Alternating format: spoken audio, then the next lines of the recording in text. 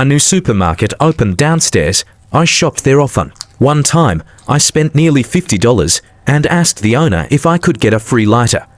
He refused, saying, "This is a small business. Even a lighter costs me money."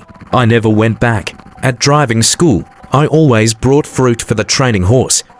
The instructor was strict with all students, but never yelled at me. He even let me practice a little longer than others. My nephew worked as an apprentice in a restaurant. Things that took others 5 years to master in the kitchen, he learned in just a few months. Why? Because after work, the chefs never had to buy their own drinks again. Every time I saw the security guard at my apartment, I gave him a bottle of water. My wife asked, "You already pay for the building services. Why be so polite?" I just smiled. No matter how late I came home, I always had a parking spot. Yesterday, my wife closed a deal on a luxury home. Her commission, $3,500. She wanted to take her colleagues out for dinner so they wouldn't be jealous. I told her, "Don't take your colleagues. Take your clients instead." A few days later, that same client referred her to another beer. This time, her commission was $5,000. My cousin was an honest man, but his career was stagnant. I gave him one simple tip: every time you visit your boss, bring 2 bottles of good wine. Sometime later, his boss gave him a project to manage.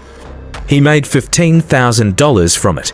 Out of gratitude, he gifted his boss $7,500.